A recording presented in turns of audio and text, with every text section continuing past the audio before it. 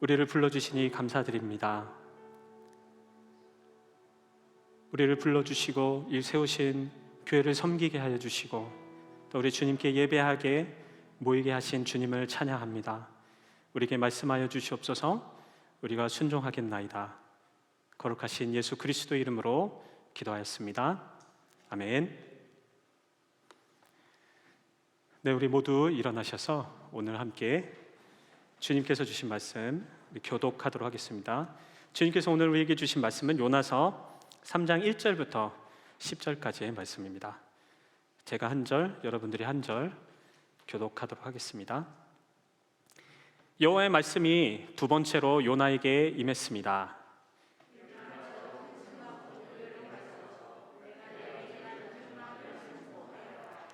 요나는 여호와의 말씀에 순종해 니느웨로 갔습니다. 그때 니느웨는 통과하는 데만 걸어서 3일이 걸리는 아주 큰 성읍이었습니다.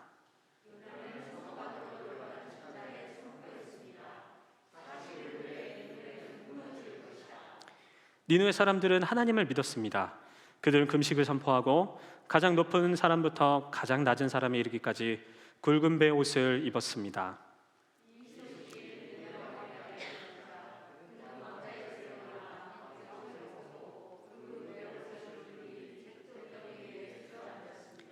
그러고는 니느웨 온 지역에 선포했습니다.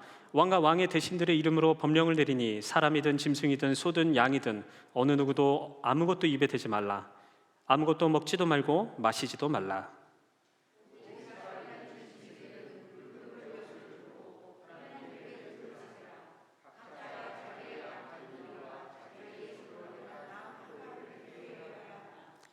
누가 알겠느냐? 하나님께서 마음을 바꾸셔서 자비하심으로 그분의 무서운 진노를 누그러뜨리셔서 우리가 멸망하지 않을지 모른다. 하나님께서 그들이 그 악한 길에서 돌이킨 행위를 보셨을 때 마음을 누그러뜨리시고 그들에게 내릴 거라고 말씀하신 재앙을 내리지 않으셨습니다. 아멘. 우리 자리에 앉아주시면 감사하겠습니다. 우리 인생에서 고난은 참 많은 의미를 가지고 있습니다. 때로는 고난을 많이 당한 사람들은 더욱더 성숙해지기도 하고 자신을 돌아보기도 하고 또는 미처 깨닫지 못했던 인생의 중요한 결정들을 쉽게 내릴 수 있기 때문입니다. 마치 하나님께서 우리에게 주시는 고난이 있는 것 같습니다. 고난을 통해 우리는 많은 것을 배우기도 합니다. 어쩌면 이 고난을 통해서 하나님의 마음을 더 잘 알게 되는 걸지도 모르겠습니다. 그런데 이 고난을 통해서 좋은 것들을 많이 배우는 사람이 있는가 한 반면 아무리 고난을 당해도 심지어 그것이 하나님께서 주시는 고난이라 할지라도 아무것도 배우지 못하는 사람이 있습니다. 우리는 이런 사람을 가리켜서 미련한 사람이라고 할 수 있겠죠. 우리는 앞서 요나서 1장과 2장에서 요나가 상당히 많은 고난을 심지어 자기 목숨까지 위태할 정도로의 굉장히 심각한 고난을 겪었다는 것을 보았습니다. 이것은 쉬운 고난이 아니라 거의 죽을 뻔한 고난이었고 심지어 하나님께서 일부러 의도하신 고난이었습니다. 요나를 구원하신 하나님은 이제 하나님의 일을 하실 준비가 되셨습니다. 그리고 3장에서는 하나님께서 자신의 사역을 직접적으로 드러내고 계시죠. 요나뿐만 아니라 이 말씀을 듣는 이 요나서를 읽는 모든 사람에게 아마 하나님께서는 자기가 어떤 사람인지, 내가 이 고난을 통해서 너희들에게 무엇을 말하고 싶었는지, 그리고 니느웨라는 그 성읍이 회개하고 돌이킴을 통해서 나는, 이 하나님은 어떠한 존재인지를 알기 원하시는 것 같습니다. 오늘 요나 3장의 말씀을 통해서 주님께서, 하나님께서 어떤 분이신지 알고 우리가 정말 미련함을 버리고 지혜로움으로 하나님이 어떤 분인지 알게 되시는 저와 여러분 모두 되시기를 소망합니다. 우리 첫 번째로 우리가 알 수 있는 하나님은 바로 오래 참으시는 하나님이라는 것입니다. 우리 본문 1절부터 4절까지를 제가 빨리 읽어드리도록 하겠습니다. 하나님의 말씀이 두 번째 요나에게 임했습니다. 일어나 저 큰 성읍 니느웨로 가서 내가 내게 전하는 이 일을 선포하여라. 요나는 하나님의 말씀에 순종해 니느웨로 갔습니다. 그때 니느웨를 통과하는 데만 걸어서 3일이 걸리는 아주 큰 성읍이었습니다. 요나는 성읍 안으로 들어간 첫날에 선포했습니다. 40일 후에 니느웨는 무너질 것이다. 자, 우리 2장을 마지막에 어떻게 됐죠? 물고기가 요나를 개원했죠. 토했습니다. 그리고 하나님의 말씀이 두 번째 임했다고 오늘 본문이 이야기를 하고 있습니다. 우리는 이 말씀이 1장의 말씀과 사실 동일한 표현을 하고 있다는 것을 잘 알고 있어요. 하지만 다른 것이 하나 있다면 바로 접속사의 유무이죠. 1장 3절에서는 자 가라, 니느웨로 가라 했을 때 이 요나가 어떻게 반응합니까? 그러나 안 간 거죠. 그런데 오늘 본문의 3장에서는 순종을 하고 있습니다. 순종해서 니느웨로 갔다라고 표현을 하고 있는 거예요. 이러한 대조적인 이런 표현은 똑같은 본문이지만 그 단어의 선택에 대해서 대조의 표현은 요나의 순종에 대해서 우리가 더 극적으로 알 수 있게 되는 거죠. 어찌 보면 4장을 이미 알고 있는 저희들의 입장으로서는 요나가 정말 순종을 했는지 아니면 표면적으로 순종을 했는지는 알 수가 없지만 표면적으로 순종했다 할지라도 그런 순종의 의지가 보이고 있습니다. 근데 여기서 우리가 순종하기로 마음을 먹었을 때 그 순종을 지켜나가는 게 꽤나 어렵다는 사실을 잘 알 수가 있어요. 많은 시간과 고통과 고난 가운데서 순종을 결심했지만 그 결심이 굉장히 지속되고 오래되고 그 마음을 계속해서 품는 것은 쉽지 않은 것 같아요. 사실 이 요나서를 볼 때 요나의 마음이 굉장히 이해가 되는 대목 중에 하나인 것입니다. 왜냐하면 이 지도를 한번 보시면 결단의 순간 이후에 요나가 또 어떻게 니느웨로 갔는지를 잘 살펴보시면 이 바다에서부터 니느웨까지 굉장히 멀어요. 제가 이 지도를 컴퓨터로 켜놓고 마일을 재봤습니다. 582마일, 킬로미터로는 937킬로미터. 이 교회에서 우리 사랑하는 우리 김남일 목사님이 계시는 캐나다까지 토론토 거의 그 정도까지 가야 되는 거리죠. 굉장히 먼 거리예요. 가는 중간에 몇 달이 걸렸는지 사실 저희로서는 상상을 할 수 없는 거죠. 물고기의 그 고난을 당했지만 사실 내가 정말 잘못했구나, 주님께 순종했구나, 순종해야겠구나 마음의 결심을 하고 나를 구원하신 하나님을 찬양했잖아요. 그리고 나서 다시 니느웨로 가는 중간에 무슨 일이 일어났는지 사실 성경은 기록하고 있지 않습니다. 하지만 조금 생각을 해볼 수는 있을 것 같아요. 혹시 그 멀리 가는 길에 만난 사람들로부터 그 아수르와 니느웨가 행했던 악행과 폭력들을 혹시 보진 않았을까요? 지나가다가 자기가 같이 유대 사람을 만나고 히브리 사람들을 만났을 때 저희가 만나면 남의 욕을 아주 재밌게 하는 것처럼 아수르에 대해서, 니느웨에 대해서 자기의 적대 국가니까 여러 가지 마음을 토로하지 않았을까요? 사실 요나의 마음이 이해가 됩니다. 3장 2절에서는 니느웨를 큰 성읍이라고 표현하고 있습니다. 제국주의적인 특징을 갖고 있었던 아수르와 니느웨의 특징을 잘 담고 있는 표현 같습니다. 이스라엘의 적대국이었던 니느웨를 보는 요나의 심정은 이 바다에서부터 니느웨에 갈 때까지 굉장히 복잡해졌을 수도 있을 것입니다. 성경에서도 니느웨는 악의 전형으로 예를 사용하고 있어요. 성경은 니느웨를 완전히 사악한 도시이자 이스라엘의 원수를 묘사하고 있습니다. 요나, 나훔은 니느웨가 악하고 벌을 받을 자격이 있다라고 믿고 있었죠. 북이스라엘뿐만 아니라 남유다 모두 아수르의 통치를 경험했었고 아주 가혹한 처우를 경험했기 때문입니다. 그래서 나훔은 니느웨를 향한 심판을 이렇게 이야기하고 있습니다. 나훔 3장 7절에 너를 보는 모든 사람이 너를 피하며 말하기를 니느웨가 폐허가 됐다. 누가 이를 슬퍼하겠는가 하니 너를 위로해 줄 사람을 내가 어디에서 찾겠느냐. 이런 마음이 굉장히 공감이 되는 것처럼 요나는 니느웨에 도착해서 단 4마디만 전하고 있습니다. 40일이 지나면 니느웨는 망한다.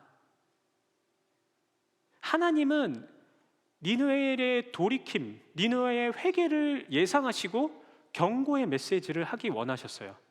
하지만 니느웨는 마치 이미 망한 것처럼 굵고 짧게 치고 빠졌습니다. 3일이 걸리는 큰 그 성읍, 다 돌아다니는데 시간이 오래 걸리는데 이 요나는 단 하루만 그곳에서 메시지를 전합니다. 심지어 회개하라는 말은 하고 있지도 않습니다. 니느웨는 이런 곳입니다. 하지만 벌과 심판을 받아 마땅해 보이는 그 니느웨를 하나님께서는 오래 참아주고 계십니다. 이게 요나가 이해가 안 됐던 거예요. 오래 참으시는 하나님, 죄악된 세상, 악인들을 참아주는 하나님이 이해가 되십니까? 복음이 아니라 심판을 받아야 마땅할 것 같은 그런 이 악한 세상, 어려운 세상. 한 가지 분명히 기억해야 할 것은 하나님께서 오래 참으시는 대상은 그 악한 세상, 니느웨와 같은 세상뿐만이 아니라는 것이죠. 하나님께서는 요나 또한 오래 참고 계시다는 것을 우리는 잊지 말아야 합니다. 그리고 그 요나는 바로 우리들인 것이죠. 요나는 방금 생명을 구원받았습니다. 그리고 말씀의 선포에 부르심을 받은 선지자였습니다. 하지만 하나님의 뜻에 마음을 다해 순종하지 못하고 도망쳤습니다. 우리를 돌아봅시다. 우리 또한 구원받았죠. 예수님은 우리를 제자로 불러주셨습니다. 그런데 여러분은 마음을 다해 우리 주님께 순종하고 있습니까? 니느웨가, 아니 세상이 하나님의 원수처럼 보이십니까? 왜 이렇게 니느웨를 오래 참아주세요? 왜 이렇게 나를 괴롭히고 악하게 구는 이 세상과 그 옆에 있는 이웃을 오래 참아주십니까? 세상을 왜 이렇게 오래 참아주시는 겁니까, 주님? 이라고 우리는 원수를 처벌하고 심판해달라고 때론 기도하고 때론 불평할 때가 있습니다. 하지만 진정한 원수는 바로 우리였다는 것을 알 수가 있습니다. 골로새서 1장 21절과 22절에서는 이렇게 이야기하고 있습니다. 전에 악한 행실로 단절되고 마음으로 원수가 됐던 여러분을 이제는 그리스도의 죽으심으로 인해 그분의 육신의 몸으로 화목하게 하셔서 여러분을 거룩하고 흠이 없고 나무랄 것이 없는 사람들로 하나님 앞에 세우고자 하셨습니다. 아멘. 그렇죠. 요나는 깨달아야 했던 거예요. 하나님께서 정말 오래 참으시는 그 대상이 니느웨뿐만 아니라는 거죠. 바로 자신이었다는 것입니다. 요나 또한 오랜 시간에 걸쳐 하나님의 선지자로 일할 수 있도록 하나님께서 인내하시고 계획하시고 이끌어가고 계시다는 것입니다. 예수님 또한 제자들을 참 많이 인내해 주셨던 것 같습니다. 예수님이 십자가에 달리시기 전 도망쳤던 제자들을 예수님은 부활 후에 다시 한번 그들을 만나 이렇게 물어보시죠. 내가 나를 사랑하느냐? 내가 나를 사랑하느냐? 내가 나를 사랑하느냐? 니느웨의 죄악과 요나의 방황, 제자들의 배신을 오래 참으실 뿐 아니라 오늘 우리를 향해서도 오래 참고 계시는 하나님, 우리는 그 오래 참으시는 하나님을 바라봐야 하는 것입니다. 주님의 사랑을 바라봐야 하는 것입니다. 그러므로 예수 그리스도의 인내와 온유를 우리가 풍성히 누리고 그 인내와 온유를 닮아갈 수 있는 것입니다. 내 본성과 판단과 과거의 습관들이 솟아오를 때 나를 버리시지 아니하고 포기하시지 아니하고 나를 사랑하시고 끝까지 나를 인도하시고 인내하시는, 나를 참아 온유하셨던 하나님을 날마다 만나게 되시는 저와 여러분 모두 되시기를 소망합니다. 우리 두 번째 하나님은 바로 회개를 요구하시는 하나님이십니다. 우리 3장 5절부터 8절까지 말씀을 함께 이번에는 교독해 보도록 하겠습니다. 제가 5절을 읽도록 하겠습니다. 니느웨 사람들은 하나님을 믿었습니다. 그들은 금식을 선포하고 가장 높은 사람부터 가장 낮은 사람에 이르기까지 굵은 베옷을 입었습니다.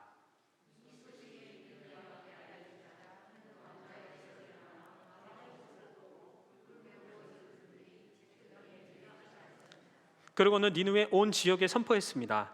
왕과 왕의 대신들의 이름으로 법령을 내리니 사람이든 짐승이든 소든 양이든 어느 누구든 아무것도 입에 대지 말라. 아무것도 먹지도 말고 마시지도 말라. 오직 사람이든 짐승이든 굵은 베옷을 두르고 하나님께 부르짖으라. 각자가 자기의 악한 길과 자기의 손으로 행한 난폭을 회개해야 한다. 아멘.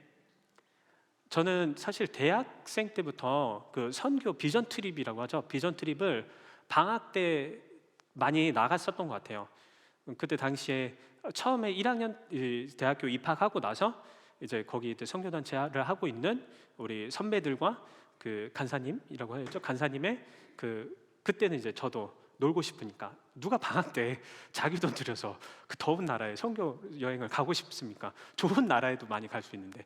그래서 이제 반강제적으로 이제 처음에는 참여하게 됐습니다. 첫 번째 갔던 나라가 제 기억으로는 중국이었던 것 같아요. 중국 베이징과 연변에 가서 거기 이제 북한 분들도 이제 만나보기도 하고 또 캠퍼스 사역을 같이 이제 구경하기도 하고 그 이후에도 뭐 동남아시아 그리고 중앙아시아 유럽도 가보고 굉장히 많이 갔던 것 같아요. 그리고 사역을 하면서부터 또 아프리카부터 시작해서 최대한 많이 기회가 될 때마다 그 방학 때는 거의 빠짐없이 선교 훈련과 선교 여행을 같이 이제 준비를 했었던 것 같습니다. 그런데 제가 말씀을 드리고 싶은 거는 항상 거기 안에 갈 때마다 문제가 생기는 거예요. 여러분들 아마 이 경험들이 많이 있으셔서 교회나 뭐 어떤 그룹이나 어떤 미션 단체에 다 동일하다고 생각합니다. 가장 큰 이 문제가 혹시 뭔지 아십니까? 공동체를 운영하고 뭐 조직을 운영하고 이 눈에 보이는 문제는 사실 진짜 문제가 아닌 거죠. 눈에 보이는 예를 들면 이방 사람들, 그러니까 예수님 안 믿는 사람들, 저희가 전도해야 될 대상들, 그런 사람들은 사실 문제가 되지 않습니다. 진짜 문제는 이 내부에서 싸울 때가 가장 큰 문제가 되는 것을 보게 됩니다. 거기 강의를 듣다가 항상 어떤 선교사님이 이 얘기를 하셨던 게 기억이 나요. 이 현지 그 필리핀이었는데 현지에서 더 이상 이 선교사가 오는 거를 원치 않은 그런 지역이 있다는 거예요. 하도 선교사님들이 와가지고 이권 다툼도 하고 싸우기도 하고 내부적으로 안 좋은 모습을 보이기 때문에 라는 것입니다. 제가 말씀드리고 싶었던 것은 어떤 선교사로 나가는 것 그리고 성도로서 살아갈 때 어떤 교회에 출석하는 것 내가 그리스도인이라는 그 이름의 타이틀만을 가지고 있는 것이 사실 그 크게 중요한 것은 아니라는 거죠. 진짜 선교사의 마음으로 살아가고 있는지 내가 그리스도를 믿는 사람으로 믿는 사람으로서의 마음, 하나님의 마음으로 살아가고 있는지 그것이 중요하다는 것입니다. 그러한 의미에서 상당히 오늘 이 5절부터 8절까지의 말씀에 이 니느웨 사람들의 모습은 사실 요나와 굉장히 대조가 됩니다. 정말 마음으로 회개를 하고 있거든요. 니느웨가 회개를 하고 있다는 것입니다. 요나도 돌이켰지만 요나는 발걸음을 돌이키고 순종의 모습을 보이고는 있지만 사실상 마음은 변화가 없는 상태였죠. 그런데 니느웨는 전심으로 회개하는 모습을 보여줍니다. 어떻게 이게 전심으로 회개하는 모습인지 알 수가 있을까요? 오늘 본문을 통해서 제가 4가지 정도로 정리를 해봤습니다. 첫 번째, 회개의 시기를 보면 알 수가 있습니다. 회개의 시기예요. 말씀을 듣자마자 즉각적으로 순종을 했어요. 즉각적으로 회개를 했어요. 며칠의 말미를 주셨죠, 주님께서? 40일이죠. 40일의 여유가 있는 좀 순종하고 마음 좀 하고 긴가민가 좀 생각을 할 수 있는 시간을 주셨는데 그렇지 않았어요. 니느웨는 40일이라는 여유의 시간이 있었음에도 불구하고 즉각적으로 회개하며 순종하고 있습니다. 두 번째로는 회개에 이어진 행동을 통해 알 수가 있습니다. 무엇으로부터 회개하였습니까? 본문을 통해서 알 수 있습니다. 각자가 행했던 악한 길 그리고 자기의 손으로 행했던 난폭함들을 실제적이고 굉장히 구체적이죠. 회개하고 있다는 거예요. 세 번째는 백성들뿐만 아니라 지도자도 회개를 하고 있다는 거예요. 물론 백성으로부터 시작된 회개에 초점을 맞출 수도 있겠지만 여기서는 이 니느웨 지역에 왕이 알려지자 왕자에서 내려와 가장 낮은 곳으로 가서 회개를 하고 있습니다. 만약 지도자의 영적 지각이 없고 회개하지 않았다면 이렇게 긴밀히 움직여서 온 니느웨 땅이 다 회개를 선포하고 하나님 앞에 무릎 꿇고 하나님께 용서를 받지 못했었을 것입니다. 네 번째로는 완전한 회개였어요. 고대 근동은 다양한 신을 믿었습니다. 자기만의 풍습이 있고 여러 가지 행동들이 있었겠죠. 그런데 오늘 본문에 나오고 있는 굵은 배를 두르고 잿더미 위에 앉는 낮은 잿더미 위에 앉아 있는 행동은 바로 히브리인들의 풍습이었습니다. 철저하게 그 요나의 하나님 앞에 회개를 하고 있는 것이에요. 철저하게 유대 민족의 풍습을 따라 회개를 하고 있습니다. 우린 여기서 어떠한 악인도 철저한 회개로 주님께 돌아올 수 있다는 아주 기쁜 희망찬 소식을 들을 수가 있습니다. 근데 이러한 니느웨를 통한 그런 회개의 모습, 그 회개의 모습이 우리들에게도 동일하게 필요하다는 것입니다. 증거가 있어요. 이 회개는 예수님도 인정하신 회개이기 때문입니다. 마태복음 12장 41절, 심판대에 니느웨 사람들이 이 세대와 함께 일어나 그 죄를 심판할 것이다. 그들은 요나의 선포를 듣고 회개했기 때문이다. 그러나 요나보다 더 큰 이가 여기 있다. 예수님은 마태복음에서 복음에 반응하지 않는 바리새인들에게 이 말씀을 하고 계십니다. 그리고 여전히 예수님의 복음을 듣는 모든 이들에게 요구하시는 반응이 바로 이 니느웨와 같은 회개인 것입니다. 철저한 회개죠. 니느웨만 회개가 필요했냐? 아닙니다. 우리 또한 필요하죠. 또 오늘 요나서의 또 인물 누구죠? 바로 요나에게도 철저한 회개가, 마음의 회개가 필요했다는 것입니다. 니느웨의 회개에 대한 요나의 거부 반응은 마치 신약 시대의 복음을 듣고 죄인이 돌아오는 것을 기뻐하지 않았던 사람들의 모습과 정확하게 일치하고 있습니다. 우리 사랑하는 성도 여러분, 여러분은 정말 죄인이 하나님께 돌아오는 것을, 세상이 주께 돌아오는 일에 기뻐하고 즐거워하고 계십니까? 저희가 기도하는, 섬기는 선교사님들이 많이 계시죠. 또는 개인적으로 어떤 선교 사역을 하는 분들을 알고 계신 분도 계실 거라 생각합니다. 그런 선교한 현장에서 한 명의 영혼이 주께 돌아왔다는 소식을 듣고 내 가족이 구원받은 것처럼 정말 뿌듯함으로 기쁨을 누리고 계십니까? 감사하게도 우리 교회에 새로운 성도님들이 많이 종종 오고 계십니다. 지난주에 교회에 방문했던 한 명의 영혼이 하나님의 말씀을 통해, 예배를 통해 주님을 만나기를 정말 소망하십니까? 그들이 변화되고 그들의 마음이 풍성해지기를 여러분 꿈꾸십니까? 아니면 그냥 교회가 단순히 숫자적으로 부흥을 하기를 꿈꾸십니까? 우리에게 정말 이러한 기쁨이 없다면 우리 또한 마음의 회개의 대상인 것입니다. 복음이 선포되어 죄인이 돌아오는 것과 선교의 확장이 우리의 진정한 기쁨이 되는 우리 낮아짐 교회 모든 성도님 되시기를 주님의 이름으로 부탁드립니다. 우리 세 번째 하나님입니다. 세 번째 하나님은 바로 소통하시는 하나님이시라는 것입니다. 우리 9절과 10절을 제가 읽어드리도록 하겠습니다. 누가 알겠느냐? 하나님께서 마음을 바꾸셔서 자비하심으로 그분의 무서운 진노를 누구들이시셔서 우리가 멸망할지 않을지 모른다. 하나님께서 그들이 그 악한 길에서 돌이킨 행위를 보셨을 때 마음을 누그러뜨리시고 그들에게 내릴 거라고 말씀하신 재앙을 내리지 않으셨습니다. 아멘. 제가 신학생입니다. 명색이 신학생인데 신학 책들을 이제 보다가 보면은 굉장히 하나님에 대해서 정리를 잘 해놓은 거를 알 수가 있습니다. 기가 막히게 하나님의 이런 분이시다, 이런 분이시다, 무슨 적 하나님, 무슨 성을 띤 하나님, 무슨 뭐 분야의 하나님, 뭐 이런 식으로 굉장히 하나님의 뭐 편재성, 내재성, 초월성 등등등. 아마도 이러한 개념 정리적인 하나님에 대한 이 개념이 서구의 신학 그 뿌리는 그리스 철학에서 온 어떤 그런 생각의 개념들의 영향일지도 모르겠습니다. 그런데 자세히 보면 사실상 우리도 이렇게 하나님을 인식할 때가 참 많은 것 같아요. 제가 그 캠퍼스에서 이제 사역할 때 그 총신대학교라는 학교가 있습니다. 그 학교 서울의 이수역에 있는 총신대학교 학부가 있고 그리고 그 저기 지방에는 그 대학원 그런 큰 학교가 있는데 제가 그 누가 부탁을 하셔서 그 남학생 한 명이랑 총신대에 신학과를 다니고 있는 남학생 한 명과 1대1로 이제 일주일에 한 번 정도 이렇게 만나서 같이 모임을 한 적이 있어요. 이 학생이 늦은 나이에 신학을 시작했어요.